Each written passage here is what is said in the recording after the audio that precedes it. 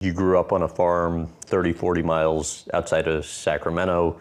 Your family raised dairy cattle, cultivated alfalfa and oat hay. Describe what life was like back then.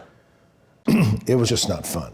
I did not enjoy the farm life because I wanted to play ball. The best thing was I cut a tire in half and I nailed it to a post near the barn, and my father would have us do, things around the farm. But I would go out and take swings in between the work, and I had read the Ted Williams book on hitting and about zone control and what pitches you wanted to hit and what were the proper pitches to swing at, all those things. I had one friend who was a major leaguer, Mike Fish, and his dad was the fire chief. He got to go play ball every day. I had to do all the farm work, and then only in the afternoons around 5 o'clock that I released to go play ball. Quarter to 5 was a very important time to you. Yeah, once I could get to the grass of that field and do things, it was a pleasure. Why didn't you like the farming back then? My father was a mechanical genius. He could fix everything and do everything. We lost him last year, and he was 94, but he was a remarkable engineer. He was just, the one thing I learned from my father is passion for what you do. He woke up every day at 4 o'clock. He just loved the farm life. He loved what he did. It was not work to him. And it was so disappointing for me to see that he wanted us to be so interested in what he was doing. And I was completely viewed it as that this was an interruption. He had these, correct me if I'm wrong, Boras and Sons cards? Yes. And you're thinking, what is he's passing those out? Yeah, that would have to be my brother's. I hoped. I kept thinking, and but it was a difficult time. The coaches wanted you on their team, so they would come get you, and they would wait for you, and then they'd pick you up and then run you to practice. And I could see them talking to my father, trying to get a little more time for me to go play, with them and do that kind of thing. And how would that work out? Well, the one thing I did understand is that, in choices of college and everything, I had to help my father. I had to be there to aid him on the farm because financially we couldn't afford to hire people. He needed our help, and I always knew that letting me go off to school, I had to kind of be within an hour of our farm so I could go back and forth and help him and do things. And that was for me, I understood why that had to happen because we didn't have much, but I was so fortunate that where I went to college, Pacific, they just melded into my schedule. They paid for my education. They were really, really gracious to me.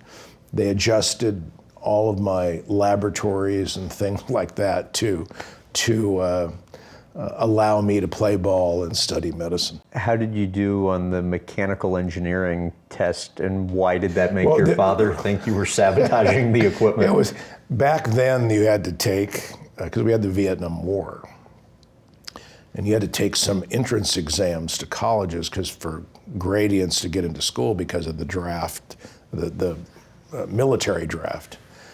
And I go in and look at my testing, and I graded in this, in the highest 1 percentile of all things, mechanical engineer.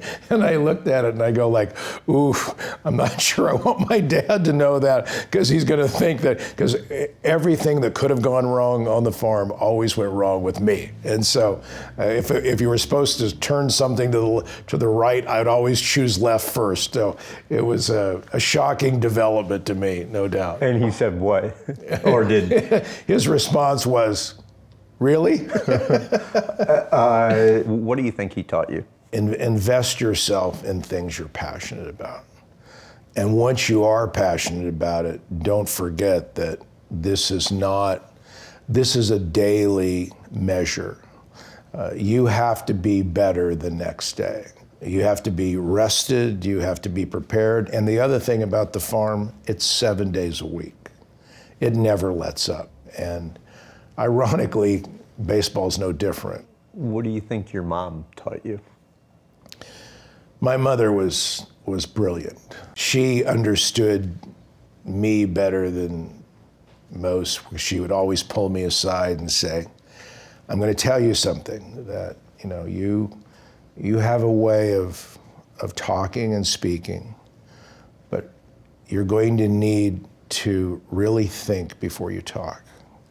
And around your father, I need you to think at least a day before you ever say things to him.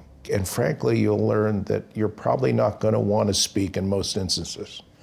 She would give me advice like that when I was 12, 13. What is it when speaking about them that touches you a bit? Well, when you go into homes and you see families today, you just can't help but think about the influence that your parents have. And then you suddenly realize the commitment they made to you and how they surrounded their lives around you. And when I'm with a lot of athletes, I realize that's not the case of their lives. Because you always thought as a kid you just didn't have so much that others had. You just didn't have it. And then as you got older, you realized you had it all. And so it was a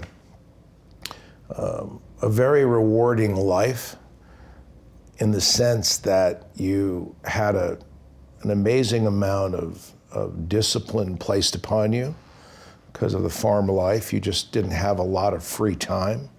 But on the other part of it is, as a family, having parents that brought you so many models of what you should do that's going to lead you to happiness. It was really a wonderful childhood from that perspective.